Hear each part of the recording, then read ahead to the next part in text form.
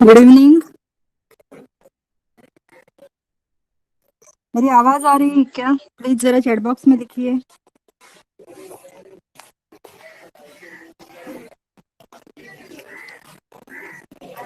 M I audible? Please write in chat box.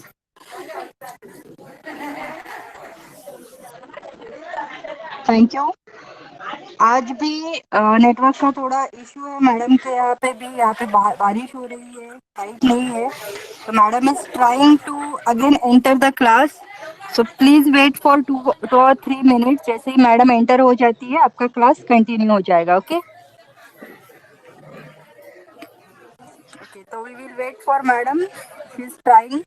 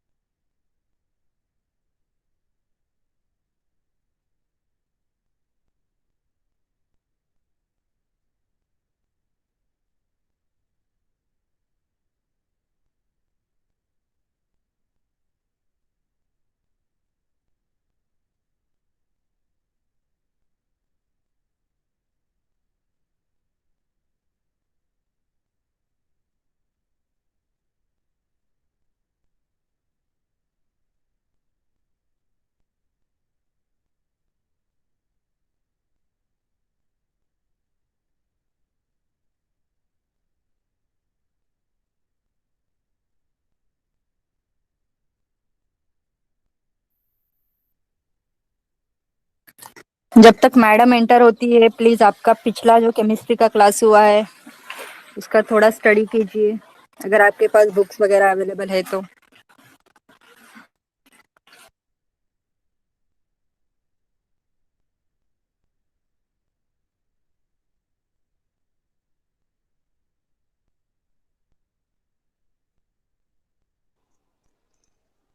Okay. Sorry for late joining. I had network problem at my place. Therefore, I had to join late. Is my voice clear? Can you hear me? Please write something in the chat box. Okay. Okay, thank you. Very good. So, we will start with our lecture. हमारे ये chemistry का lecture है जिसमें आपने second chapter Aditya sir ने आपको पढ़ाया था, वही आपको थर्ड चैप्टर भी पढ़ाएंगे. I will start with the fourth chapter. Okay, tomorrow he will start the third chapter, and now we will start, right now we will start fourth chapter. Okay अगर बीच में आपको कहीं पे भी ऐसा लग रहा है कि आवाज नहीं आ रहा है, ठीक से प्रेजेंटेशन नहीं दिख रहा है, तो please right that in the chat box immediately. So now I'll present the screen. Is it visible to you? Please write in the chat box. Is the screen visible? Okay, thank you.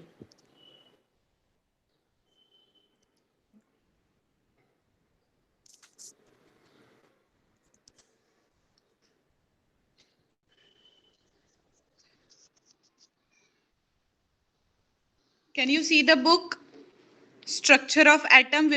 We will start with this chapter, Structure of Atom.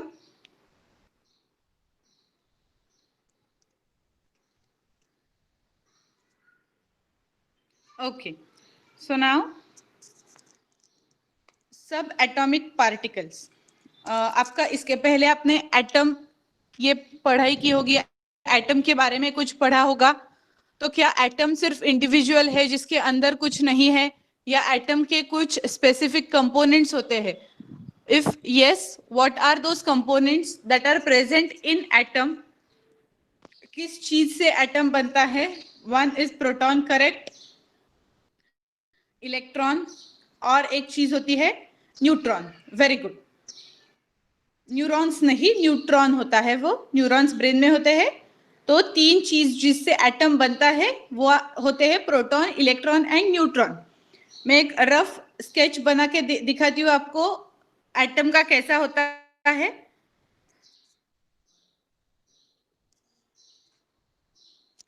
Okay, so atom के structure में ये अगर हमने एक circular atom consider किया, इसके अंदर होता है न्यूक्लियस, जो अंदर होता है उसे हम न्यूक्लियस बोलते हैं, और ये सारा एक्स्ट्रा न्यूक्लियर स्पेस है, और जो बाहर का है, आउटर मोस्ट है, उसे ऑर्बिट बोलते हैं। अब इसमें प्रोटॉन्स और न्यूट्रॉन्स न्यूक्लियस के अंदर होते हैं, और इलेक्ट्रॉन्स ये ऑर्बिटल में या ऑर्बिट्स में घूमते रहते हैं।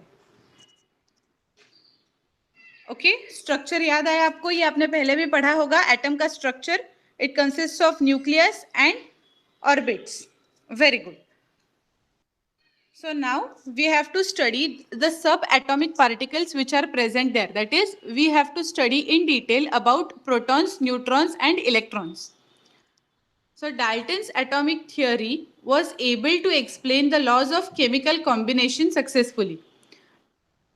डाल्टन्स एटॉमिक थ्योरी, जिससे हमने एटम का स्ट्रक्चर इल्यूसिडेट हुआ था, वो सारा यूज करके हमें केमिकल कॉम्बिनेशन जो होता है, मतलब दो एटम्स एक साथ आते हैं तो एलिमेंट्स बनेंगे, ऐसे एलिमेंट्स एक साथ आएंगे तो मॉलिक्यूल्स बनेंगे, ये जो सारी चीजें होती है वो डाल्टन की एटॉमिक थ्योरी से एक्सप्लेन हो गई थी। However, it failed to explain some properties of matter. For example, it could not explain why substances like glass or ebonite, when rubbed with silk or fur, generate electricity. आपने ये पढ़ा होगा, हम commonly used experiment है ये। अगर हम scale सिर पे रब करेंगे और उस पे पट्टियां चिपकती है, क्योंकि इलेक्ट्रिसिटी जनरेट होती है वहां पे। तो ऐसे ही सिल्क रॉड, एबोनाइट रॉड, इसके सारों के हमने एक्सपेरिमेंट्स पढ़े थे। आपने 9th 10th में ये एक्सपेरिमेंट्स पढ़े होंगे, जिसमें अगर आप कुछ ग्लास रॉड या एबोनाइट रॉड जब रब करके वो सिल्क के पास ले जाते हो तो वहां पे इलेक्ट्रिसिटी जनरेट हुई हुई दिखती है। Discovery of subatomic particles in late 19th and early 20th century set a blow to Dalton's atomic model of hard sphere. Three important subatomic particles, namely proton, electron and neutron, which are of concern to chemistry, were discovered. Okay, so ये जो early 20th century था उसमें ये तीन जो सब atomic particles है, actually atom किससे बना है वो पता चला। हम आज इतने आराम से जितना ड्राइंग कर रहे हैं एटम का, उतना इमीडिएटली एटम के इस डिस्कवरी में, उसका सब एटॉमिक पार्टिकल्स के डिस्कवरी में बहुत सारे साल लगे हैं। इमीडिएटली ये स्ट्रक्चर हमारे सामने नहीं आया, उसके बीच में बहुत सारे एक्सपेरिमेंट्स परफॉर्म किए गए हैं। Proton and neutron are present in the atomic nucleus. हमने अभी डायग्राम में देखा कि एटम का बीच में जो सेंटर में होता है दैट इज न्यूक्लियस, और उसके अंदर प्रोटॉन्स और न्यूट्रॉन्स होते हैं and together are called nucleons. तो जो प्रोटॉन्स और न्यूट्रॉन्स दोनों को एक साथ हम लोग बोलेंगे न्यूक्लियॉन्स। और electrons are present in the extra nuclear part of an atom. तो जो न्यूक्लियस छोड़ के बाहर का पार्ट था, हमने देखा था ऑर्बिट था, उसमें इलेक्ट्रॉन्स प्रेजेंट रहते हैं। The properties of electron, proton and neutron are summarised in table 4.1। तो इसमें हमें जो सब एटॉमिक पार्टिकल्स हमने तीन जिनका पढ़ाई करनी है उनके प्रॉपर्टीज लिस्ट आउट किए हैं। तो बेसिक आपको पता होगा कि प्रोटॉन का चार्ज कौन सा होता है, प्रोटॉन्स के ऊपर चार्ज कौन सा होता है, positive, correct. Electrons negative and neutrons neutral, कोई भी चार्ज नहीं होता है, electrically they are neutral, correct. There is no positive charge, no negative charge. So these are the things that you don't need to mug up or anything, but these are for your reference.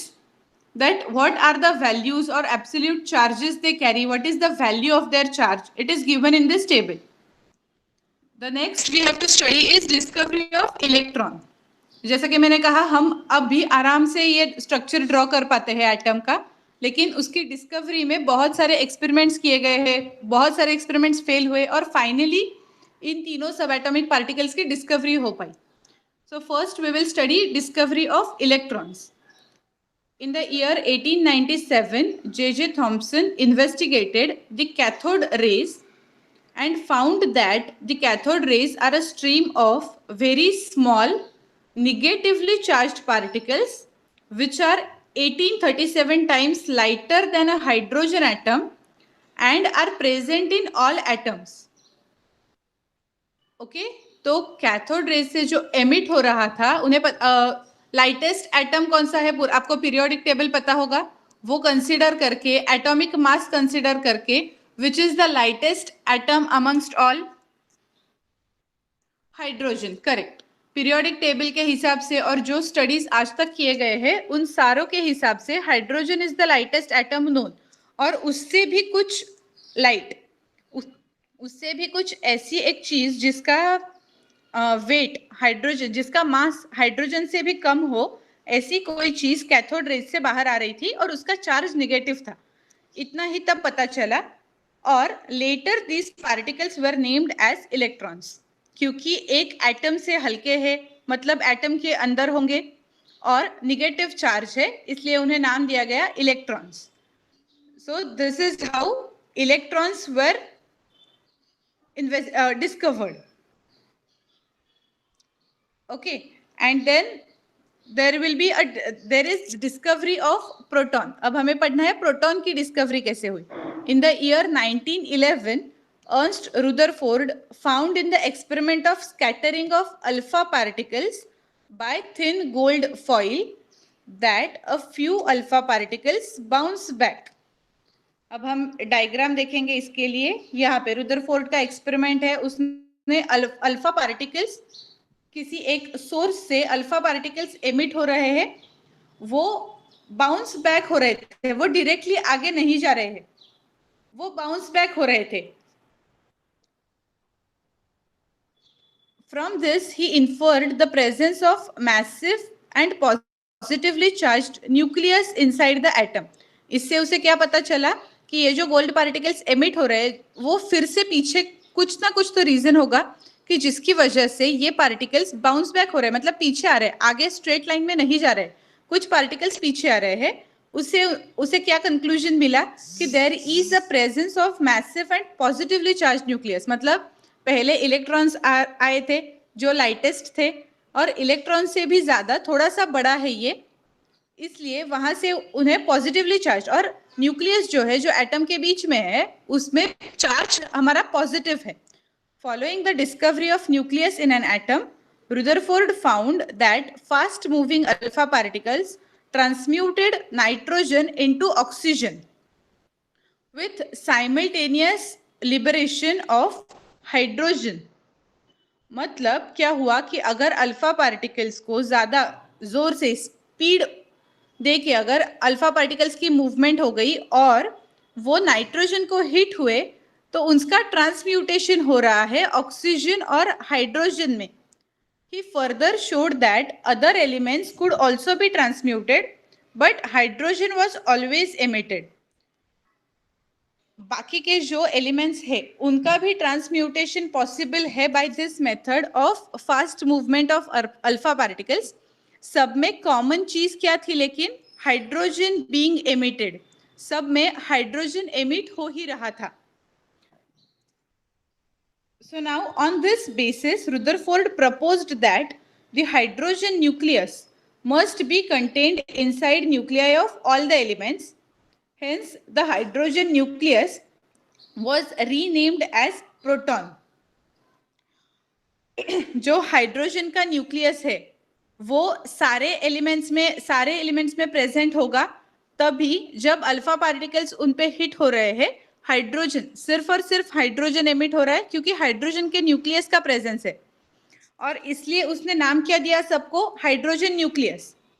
Okay, but it was positively charged, therefore it was renamed back to proton. जो हम लोग अब बोलते हैं कि उसे proton क्यों बोलते हैं, क्योंकि वो पॉजिटिवली चार्ज्ड है इसलिए। और हाइड्रोजन न्यूक्लियस, हम हर एक एलिमेंट के न्यूक्लियस को हाइड्रोजन न्यूक्लियस नहीं बोल सकते, बट रुदरफोर्ड के एक्सपेरिमेंटल प्रूफ में क्या आ रहा था कि हाइड्रोजन हर एक बार एमिट हो रहा है, इसका मतलब हाइड्रोजन का जो न्यूक्लियस है वो सारे एटम्स में प्रेजेंट है, इसलिए तब उसे पहले नाम दिया hydrogen nucleus, and then it was renamed to protons because it was positively charged. So this is Rutherford's scattering experiment, जिसमें अल्फा, आप देख सकते हो कि अल्फा पार्टिकल्स का एक सोर्स है, उसमें से अल्फा पार्टिकल्स एमिट आउट हो रहे हैं, और लीड प्लेट के आगे आप लोग देखोगे कि सिर्फ एक ही लाइन जा रही है, भले ही अल्फा पार्टिकल्स सोर्स से कितने भी ज्यादा प्रोड्यूस हुए हो, आगे जाते वक्त सिर्फ एक ही जा रहा है। क्यों? क्योंकि जो बाकी के हैं वो बाउंस बैक होके सोर्स की तरफ जा रहे हैं। ओके, सो इस तरह से प्रोटॉन्स की डिस्कवरी हुई। अब इलेक्ट्रॉन्स की डिस्कवरी हो गई, प्रोटॉन्स की हो गई। Now the only thing that was remained was neutrons. So we will now study discovery of neutron. Existence of an electrically neutral and massive particle in the nucleus was predicted by Ernst Rutherford in 1920 to account for the disparity in atomic number and atomic mass of an element. क्योंकि atomic number और atomic मास ये दोनों same नहीं आ रहे हैं, इसलिए उसे पता चला कि न्यूक्लियस में, एटम के सेंटर में प्रोटॉन्स के साथ साथ और भी कुछ होना चाहिए। In the year 1932, James Chadwick measured the velocity of protons knocked out from paraffin by an unidentified radiation from beryllium. From that, he determined the mass of the particles of the unidentified neutral radiation, which came out to be almost the same as that of proton. मतलब क्या कि जो उन्होंने protons की एक velocity major करने की कोशिश की, और जब वो चीज वो कर रहे थे, वो वेलोसिटी मेजर करके उन्होंने मास डिटरमाइन किया कि जो अनआइडेंटिफाइड जो कुछ मटेरियल है, प्रोटॉन्स के अलावा जो कुछ नई चीज है, उसका उन्होंने मास डिटरमाइन किया, और उससे वो क्या हुआ कि वो मास प्रोटॉन्स के इक्वल आ गया। He named this particle as neutron, which was predicted by Rutherford earlier. तो एक चीज ऐसी होती है कि किसी साइंटिस्ट का कुछ इमेजिनेशन होता है, प्रेडिक्टेड स्ट्रक्चर होता है, हाइपोथेसिस होता है, और हाइपोथेसिस तब भी करेक्ट होता है जब हम उसे एक्सपेरिमेंटली प्रूव कर पाते हैं। हमने अगर किसी एक्सपेरिमेंट में दिखाया कि हाँ ये सच बात है, जैसे कि अल्फा पार्टिकल्स बाउंस बैक हो रहे हैं, तो उससे पता चला इलेक्ट्रॉन्स कैथोड रे से कुछ एमिट हो रहा है जो हाइड्रोजन से लेस, हाइड्रोजन के कंपैरिजन में जिसका मास कम है, ऐसा कुछ जब पता चलेगा और एक्सपेरिमेंटल प्रूफ्स उसके देंगे हम, तभी हम उस पार्टिकल को कुछ नेम कर सकते हैं या उसका एग्जिस्टेंस बता सकते हैं, राइट। सो रुदरफोर्ड ने कंसेप्ट रखा कि there might be something along with protons, और जेम्स चैडविक ने एक्सपेरिमेंटली प्रूफ करके ये बताया कि these things which are these particles which are other than proton present in nucleus are neutrons.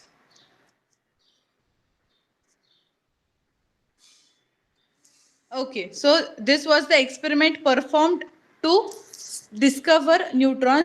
There is a polonium source, from that alpha particles are emitted. उसके बीच में beryllium का frame है, उसमें से न्यूट्रॉन्स पहले आ गए, प्रोटॉन्स, पैराफिन, और फिर पहले सब कुछ आ गया, न्यूट्रॉन्स उसमें से फिल्टर आउट हो गए, और जब पैराफिन लगाया तो उसके बाद प्रोटॉन्स एमिट आउट हो गए। Okay. So now we will move on to the important topic of this chapter and your competitive examinations. आपको ऐसे discovery पे based questions नहीं आएंगे. These are only for understanding that how scientists came up to this part. इस पे आपको theory में questions आ सकते हैं कि write a note about discovery of neutron और discovery of proton. ऐसी notes आएंगी. Competitive exams में इसके ऊपर questions थोड़े कम आएंगे कि जिसमें डिस्कवरी कैसे की गई थी या ऐसा कुछ नहीं आता है usually. So now we will move on to the next and important topic, atomic number and atomic mass number. the number of protons in the nucleus is chemical identity of an element. Okay, protons, nucleus में कितने protons है वो उस atom की, उस element की हम chemical identity बताते हैं. आपने पीरियोडिक टेबल देखा होगा, तो पीरियोडिक टेबल में भी कुछ नंबर्स दिए गए होते हैं. That is that chemical identity of that particular element which is there in the periodic table. This number is called atomic number.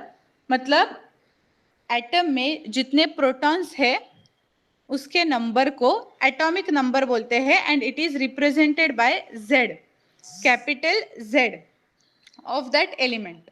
The positive charge on the nucleus is due to the protons present in it. Atom being electrically neutral, it contains the same number of extra nuclear electrons in it as its atomic number. Therefore, the total electronic charge of an atom is minus Ze. Atom को electrically, कोई भी atom stable state में उसका plus charge या minus charge नहीं होता. That is electrically neutral. उस पर कोई भी चार्ज नहीं रहता है. क्यों? क्योंकि उसके number of protons are matched with number of electrons. मतलब अगर एक प्रोटॉन है तो एक इलेक्ट्रॉन है. That means 1 plus 1 minus which is equal to 0. So electrically neutral. अगर 2 प्रोटॉन्स है तो 2 इलेक्ट्रॉन्स भी होते हैं, फिर कैंसिल आउट होके electrically neutral. In this way, the total electronic charge of an atom is minus Ze. Thus, in any atom, atomic number is equal to number of protons equal to number of electrons. जितने protons होंगे उतने ही उसमें electrons compulsory है in stable state. Unstable state में electrons के number differ होते हैं. स्टेबल स्टेट में number of protons will be always equal to number of electrons and that will give you the atomic number of that particular atom which is its chemical identity. As can be seen from table 4.1, this table, mass of an electron is negligibly small compared to that of the nucleons. अब हम इसका mass compare करते हैं. Mass of electron is negligibly small as compared to mass of nucleons. तो अब मुझे बताइए यहाँ पे 9.10 इलेक्ट्रॉन के मास में क्या लिखा है? 9.10 इंटू 10⁻⁻31 और मास पर केजी के हिसाब से. तो यहाँ पे -31 और -27, इसमें कम कौन होता है? -31 और -27 में -31 कम होता है. और मास पर केजी के हिसाब से हमें इस तरह से कैलकुलेट करके देखना होगा कि -31 कम है इसलिए इलेक्ट्रॉन्स का मास कम है. और अगर हमने मास पर डाल्टन के हिसाब से लिया तो हमें सीधे सीधे दिख रहा है कि इलेक्ट्रॉन्स का मास 0.00 में जा रहा है और प्रोटॉन्स और न्यूट्रॉन्स का मास 1 पॉइंट समथिंग इतना जाता है. और अगर हमने अप्रोक्सीमेशन किया तो इलेक्ट्रॉन का तो 0 ही आ रहा है. Okay, that's why here it is written that mass of an electron is negligibly small compared to that of the nucleons. जो न्यूक्लियॉन्स के प्रोटॉन्स और न्यूट्रॉन्स है उनसे बहुत कम होता है. As a result the mass of an atom can be considered to be concentrated in its nucleus. Okay, क्योंकि इलेक्ट्रॉन्स का मास हमने निग्लिजिबल बोल दिया है, उसका कोई वैल्यू नहीं है, अप्रोक्सीमेटली हमने लिया तो वो 0 आता है. तो इसकी वजह से हम लोग क्या बोल सकते हैं कि एटम का जो मास है, एटॉमिक मास है, that is completely concentrated, that is completely focused on the nucleus. यानी प्रोटॉन्स और न्यूट्रॉन्स पे वो completely focused है. The approximate mass of 1 proton or 1 neutron is 1 Dalton. हमने देखा यहाँ पे approximate mass 1 और 1 U है, that U is Dalton. Therefore, approximate atomic mass in Daltons is numerically equal to the number of nucleons in the atom. So approximately अगर हमें atomic mass determine करना है तो it will be equal to number of nucleons, that is number of protons plus number of neutrons in the atom. The number of neutrons in the atom is designated by the symbol n, and the total number of protons and neutrons, that is nucleons in an atom, is called its atomic mass number, which is equal to proton number plus neutron number.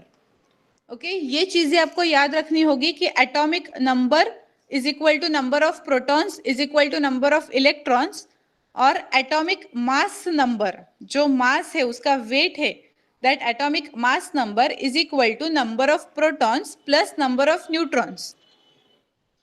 Okay इसके पीछे की आप theory याद रखिए जो हमने अभी discuss की. नंबर सिर्फ हमें नंबर पे काउंट करना है तो हमें ये फोकस्ड रहना चाहिए कि वो इलेक्ट्रिकली न्यूट्रल रहे, इसलिए number of protons is equal to number of electrons होने चाहिए. This we call as atomic number. और जब हम मास लिख रहे हैं बीच में तो हमें मास से कंसर्न होना है, और उसमें इलेक्ट्रॉन्स का मास नेग्लिजिबल है, 0 है. So the mass, atomic mass will be equal to number of protons plus number of neutrons. Therefore, A, that is atomic mass number, is equal to Z plus N. And N is equal to, or number of neutrons is equal to A, that is atomic mass number minus number of protons. Okay, इसके ऊपर based आपको calculations आ सकते हैं exam में, competitive exams में भी और आपके थियोरी के एग्जाम्स में भी. To calculate atomic mass number और to calculate atomic number, anything of this kind may appear in the exam. So you have to be well prepared for this. ये formula थोड़ा सा याद रखने की कोशिश कीजिए, एकदम सिंपल है. Atomic number is equal to number of protons and atomic mass number is equal to number of protons plus number of neutrons. The composition of any atom is represented by symbol X with the atomic mass number A as superscript on left and atomic number Z as subscript on left.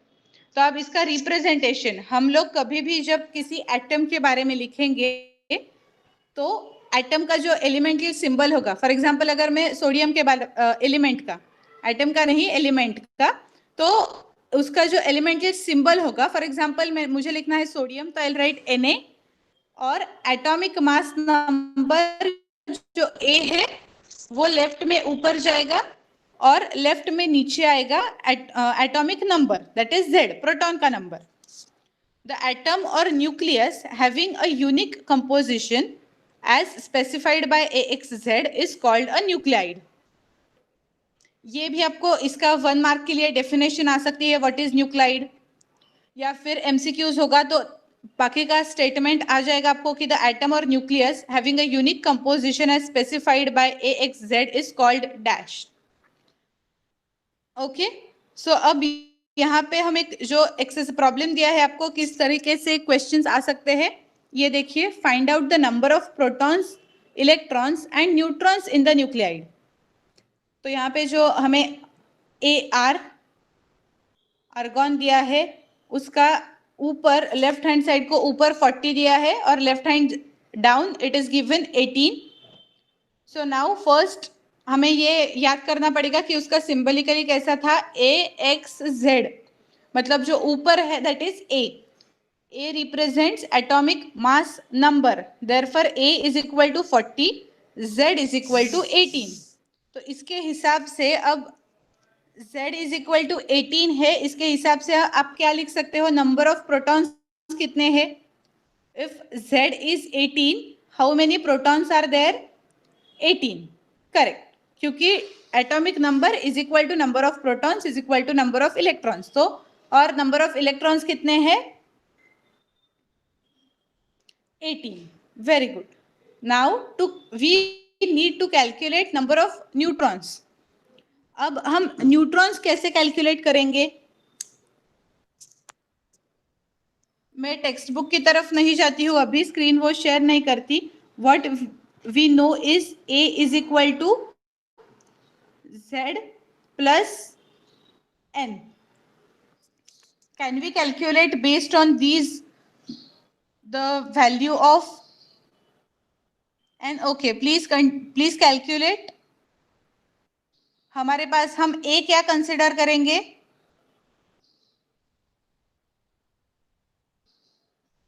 जो हमें यहाँ पे दिया है 40, correct, so we will consider A as 40, Z as 18 जो हमने अभी calculate किया, नंबर ऑफ प्रोटॉन्स 18, और फिर correct n is equal to Z minus A, that is 40 minus n is equal to a minus Z. N will be equal to a minus Z. Okay, what do you have first is a equal to Z plus n, so a minus Z will be equal to n. Okay, so it should be a minus Z. Correct, 22 is the correct answer. समझ में आ गया आपको कि कैसे आपको exam में questions आ सकते हैं. ये आपको ए एक्स जेड बहुत सिंपल है, याद रखना है. ए एक्स जेड, ए मतलब क्या होता है, जेड मतलब क्या लिखते हो आप, और एक्स का मीनिंग क्या है, बस इतना सा याद रखा काफी है. सॉल्व करना भी इजी है. डायरेक्टली जेड से हमें नंबर ऑफ प्रोटॉन्स इलेक्ट्रॉन्स पता चलते हैं, वो अगर हमने एटॉमिक मास नंबर से सब्ट्रैक्ट किए तो डायरेक्टली नंबर ऑफ न्यूट्रॉन्स मिल सकते हैं. Okay, so now the next one is isotopes, isobars and isotones. Similarities in composition of nuclides results in 3 types of relationships. अब ये जो हम न्यूक्लाइड्स बोल रहे हैं जिनके बारे में, जिनका एटॉमिक मास नंबर के बारे में हम कंसर्न थे, एटॉमिक नंबर के, उनका कंपोजिशन कहीं ना कहीं पे सेम होता है, और उसकी वजह से 3 टाइप के रिलेशनशिप्स वो एटम्स में दिखते हैं. So the first one among them is isotopes. Some elements exist as single natural nuclide, for example 19F9. However, many elements exist naturally as mixture of 2 or more types of atoms or nuclides. These individual nuclides are called isotopes of that element. कुछ कुछ ऐसे हैं कि जिनमें सिर्फ एक type का ही nuclide है और कुछ नहीं है, उनका डिफर नहीं कर रहा है टाइप्स ऑफ एटम्स उनके, बट किसी में more than 1 types of atoms are present and such elements are known as isotopes, और such are known as isotopes of that element. Okay, all the isotopes of an element have the same number of protons but different number of neutrons in their nuclei. हमने देखा number of protons and number of electrons should be equal, number of neutrons कुछ भी हो सकता है. तो isotopes मतलब कौन होते हैं आइसोटोप्स ऑफ एन एलिमेंट, एक पर्टिकुलर के आइसोटोप्स जिसके 2 टाइप के एटम्स है, वो कौन होते हैं जिनमें प्रोटॉन्स का नंबर सेम है बट न्यूट्रॉन्स का नंबर डिफरेंट है. As the proton number is the atomic number, all the isotopes of an element have the same position in the modern periodic table and exhibit similar chemical properties. हमारा जो periodic table बनाया गया है that is according to atomic number, that is number of protons. क्योंकि यहाँ पे इस case में number of protons same है, तो उसकी वजह से क्या हुआ है, उनकी जो पीरियोडिक टेबल में पोजीशन है वो भी सेम रही है, और उनकी जो प्रॉपर्टीज है, केमिकल प्रॉपर्टीज जो वो पर्टिकुलर एलिमेंट से दिखाए जाने चाहिए वो भी सेम है, क्योंकि प्रोटॉन सेम है, सिर्फ न्यूट्रॉन्स का फर्क है, न्यूट्रॉन के नंबर में फर्क होता है. All the natural isotopes of an element coexist and have a definite natural abundance. सारे आइसोटोप्स एक साथ रह सकते हैं और हर एक का एक आधा उसका जो आइसोटोप है, मतलब एक एटम का स्ट्रक्चर है, एक एटम का न्यूट्रॉन के नंबर से जो एक स्पेसिफिक एटम है वो ज्यादा अबंडेंट होगा, दूसरा वाला जो है वो थोड़ा कम दिखेगा. It can differ. Table 4.2 shows various features of 3 common isotopes of carbon. तो हमें 4.2 टेबल, ओके, यहाँ पे हम देख सकते हैं आइसोटोप्स ऑफ कार्बन. तो अगर हमने यहाँ पे भी इमेजिन किया जो 12C6 ऐसा दिया है, तो वहां पे कैसा है AXZ, तो तीनों तरफ जो अब 12C6, 13C6, 14C6 तीनों में 6 कॉमन है. मतलब क्या, नंबर ऑफ प्रोटॉन्स आर और Z इज कॉमन और जो चेंज हो रहा है that is a, atomic mass number change हो रहा है। और एटॉमिक मास नंबर क्या होता है? Protons plus neutrons. तो इसलिए 6 प्लस जो हुआ वो बदल गया। पहले में न्यूट्रॉन्स थे 6, नेक्स्ट में न्यूट्रॉन्स है 7 और थर्ड में न्यूट्रॉन्स है 8। तो ये न्यूट्रॉन का नंबर चेंज होता गया। अब इसमें से मोस्ट एबंडेंट कौन सा है? नेचुरली ज्यादा पाया जाता कौन सा है? तो दैट इज कार्बन 12। ओके, जिसमें जिसका एटॉमिक मास नंबर 12 है और प्रोटॉन का नंबर 6 है, वो कार्बन सबसे ज्यादा पाया जाता है तीनों आइसोटोप्स में से। Okay, so this was about isotopes. Now we will move on to the next, that is isobars. The atoms of different elements having the same mass number but different atomic numbers are called isobars. Isobars are different elements. They have different chemical properties and occupy different positions in the modern periodic table. Okay, तो basic difference आपको समझ में आ जाएगा isotope और isobar में क्या है। एक तो उनका डेफिनेशन और उनका बेसिक पार्ट ही पूरा अलग है। नंबर ऑफ प्रोटॉन्स पहले में सेम थे और मास नंबर डिफरेंट था, इसमें मास नंबर सेम है लेकिन atomic number that is number of protons are different. और इसकी वजह से क्या होता है कि आइसोबार्स ये डिफरेंट एलिमेंट्स ही कंसिडर किए जाते हैं। Isotopes are parts of same element, are types of same element, but isobars are completely different elements. और उसकी वजह से उनकी जो प्रॉपर्टीज है वो बहुत डिफरेंट होती है क्योंकि प्रोटॉन नंबर ही अलग है। तो उसकी वजह से पीरियोडिक टेबल के अकॉर्डिंग उनकी पोजीशन भी अलग होगी और उनकी केमिकल प्रॉपर्टीज भी अलग होती है। So now yes 4.3 isobars. यहाँ पे आप देख सकते हो 14C6 14N7। यहाँ पे क्या हुआ? नंबर ऑफ प्रोटॉन्स डिफर हुआ ही, राइट? Z तो डिफर कर ही रहा है, उसके साथ साथ हमारा क्या डिफर कर रहा है? नंबर ऑफ प्रोटॉन्स डिफर करेगा ही और मास नंबर जो है that is A, number of protons plus number of neutrons वो सेम है। यहाँ पे दोनों का 14 है लेकिन जो प्रोटॉन का नंबर है वो डिफर कर रहा है, एक का 6 है और एक का 7 है। तो इसलिए ये दोनों एलिमेंट्स ही अलग हो गए। आइसोटोप्स वाले केस में हमने क्या देखा था? एलिमेंट सेम था, कार्बन ही था, बट उसका सिर्फ मास नंबर चेंज हो रहा था। सेकेंड केस में आइसोबार्स में मास नंबर सेम रह गया, प्रोटॉन्स के नंबर बदल गए, इसकी वजह से वो पूरे एलिमेंट्स ही अलग हो गए। Okay, so these are called isobars. The two natural isotopes of chlorine, that is 35Cl17 and 37Cl17, exist in relative abundance of 3:1. मतलब 35Cl17 का abundance ज्यादा है as compared to 37Cl17. Find out the average atomic mass of chlorine. So from the relative abundance 3:1, it is understood that out of 4 chlorine atoms, 3 atoms have mass 35 and 1 has mass 37. Therefore, the average atomic mass of chlorine is 3 into 35 plus 1 into 37. Average निकालना है इसलिए divide by 4. Out of 4, it will be 35.5. समझ में आ गया ये सम कैसे किया है? बहुत सिंपल है ये। आपको सीईटी में, जेईई में, नीट में, जो भी कोई कॉम्पिटिटिव एग्जाम्स आप देने वाले हो, इसके ऊपर क्वेश्चन आपको जरूर आएगा।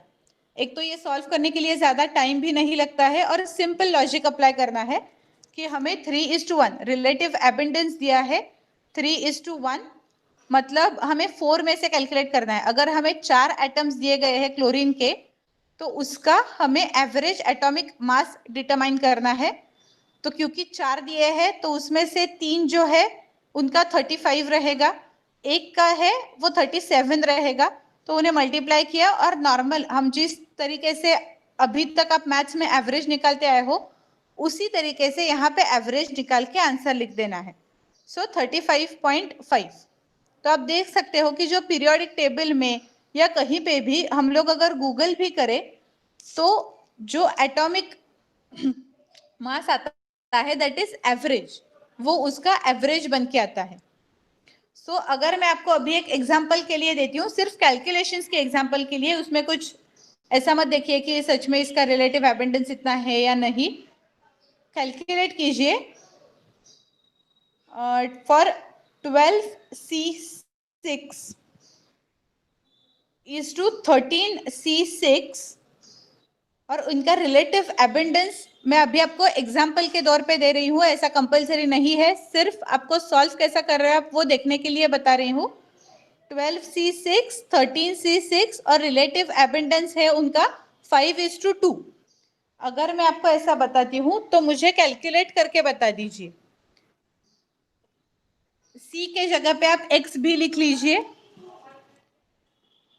सपोज मैंने किया 12x6 और 13x6, ऐसे दो एलिमेंट्स है जिनका एबंडेंस है 5:2। So now you have to calculate x का एवरेज एटॉमिक मास।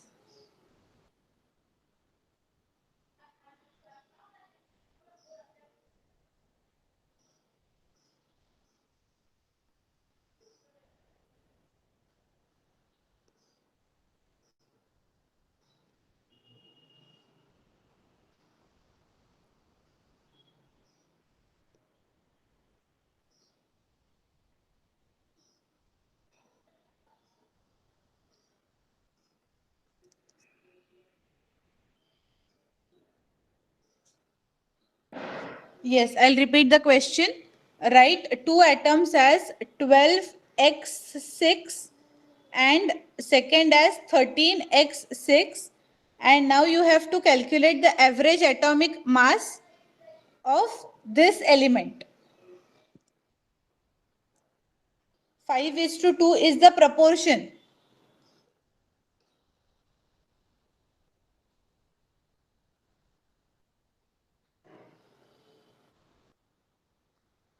ओके, एक का आंसर आया है, सबने आंसर करना है।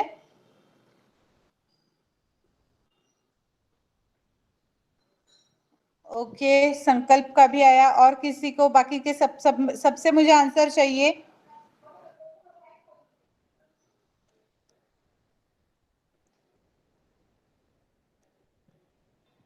सिर्फ संकल्प और सूरज से आया है, बाकी समीर जी, आर्या जी, स्टूडेंट के जो नाम है प्लीज लिखिए।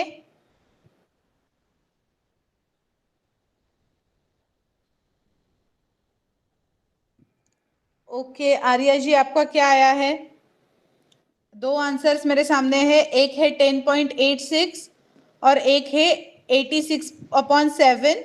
सो इसमें से करेक्ट जो है वो मैं बताऊंगी, बट बाकी के सबके आने दीजिए।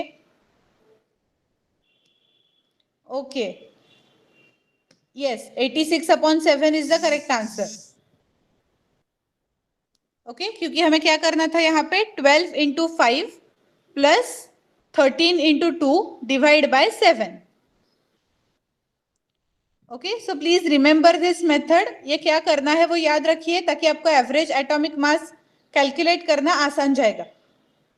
यहाँ पे 5 + 2, हम टोटल कितने एटम से कंसर्न थे? 7, इसलिए हमने डिवाइड बाय 7 किया। जो टेक्स्ट बुक में दिया है उनमें 3 + 1 दैट इज 4, हम सिर्फ 4 एटम से कंसर्न थे, इसलिए हमने वहां पे डिनोमिनेटर में 4 लिया था, और यहाँ पे हमने डिनोमिनेटर में लिया था 7, क्योंकि मैंने रेशियो बताया था आपको 5:2। Okay, so is it clear to all till now? अभी तक जो हमने पढ़ा था सबको क्लियर है? कैलकुलेशंस पे थोड़ा फोकस कीजिए, क्योंकि इसके सम्स आपको जरूर आएंगे। Very good. So now 3 elements, जो नेक्स्ट क्वेश्चन है, नेक्स्ट न्यूमेरिकल है, हम वो पढ़ते हैं। 3 elements Q, R and T have mass number 40. Their atoms contain 22, 21 and 20 neutrons respectively. Represent their atomic composition with appropriate symbol.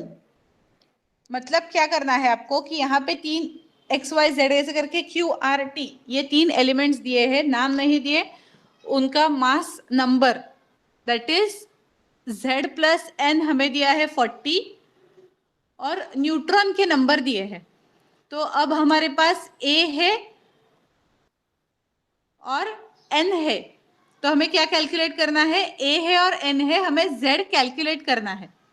A is 40, Z we don't know and N is given.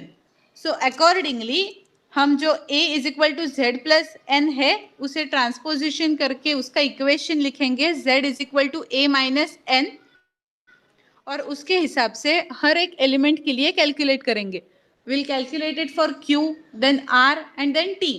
जैसा पहले Q के लिए calculate किया 40 minus 22 18, सो जो ये सारे आए 18 19 20, these are the number of protons that are present in the atom. So atomic composition जो हमने पढ़ा है AXZ, ये फॉर्म में लिखेंगे।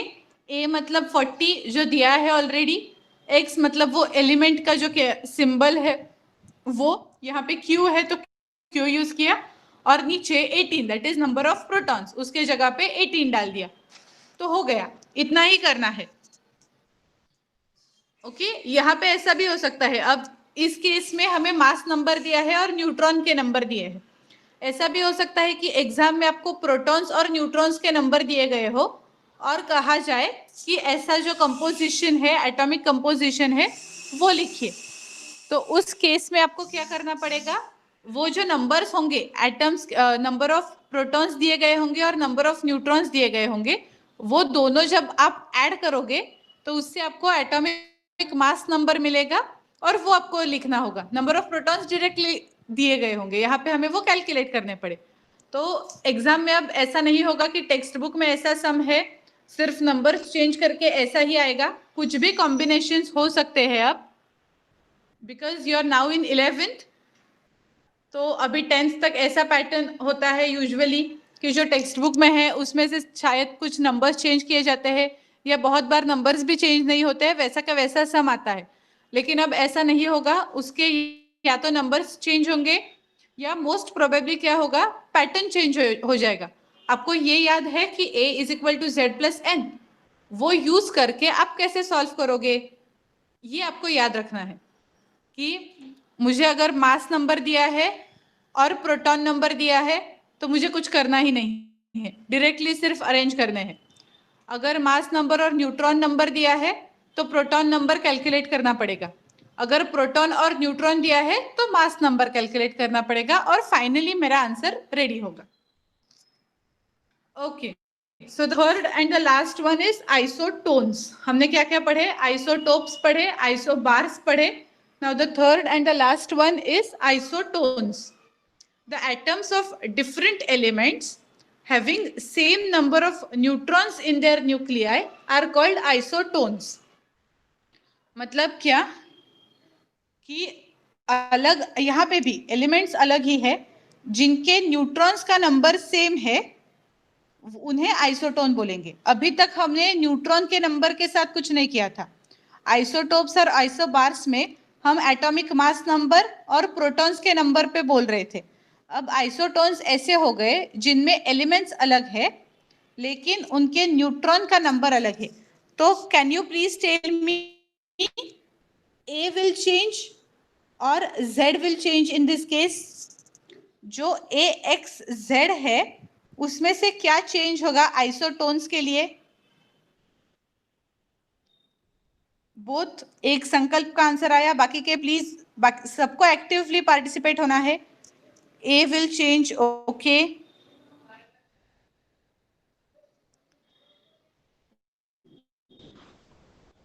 So यहाँ पे हम लोग देख सकते हैं examples of isotones, boron and carbon. उनमें दोनों नंबर्स अलग है, A भी अलग है और Z भी अलग है। Why is it so?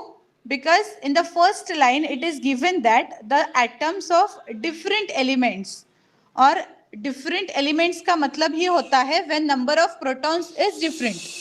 Therefore, Sankalp, your answer was correct that the proton number will also differ because elements which we are concerning with are different, and because number of neutrons are different, atomic mass number will also differ. सो पूरा का पूरा अलग ही होगा. Sorry, number of neutrons will be same. Number of neutrons will be same and protons का number will be different. Therefore, both will differ. क्योंकि proton का number अलग है तो अलग ही पूरा का पूरा वो एलिमेंट हो गया. Okay, so isotones are the atoms with which are different elements, completely अलग एलिमेंट्स के हैं और उनमें न्यूट्रॉन का नंबर सेम है. और प्रोटॉन्स का नंबर, न्यूट्रॉन का नंबर सेम है मतलब प्रोटॉन अलग होंगे, और क्योंकि प्रोटॉन्स अलग है उसके एटॉमिक मास नंबर भी अलग हो जाएगा, इसलिए both are different. We will consider some more aspects of nuclides in chapter 13. तो हमें अगले चैप्टर में न्यूक्लाइड्स के बारे में और थोड़ी जानकारी मिलेगी. Okay, so for now we will stop at this point and we will continue this in the next lecture. हमने आज क्या क्या पढ़ा वो याद रखिए. Discoveries of electron, proton and neutron.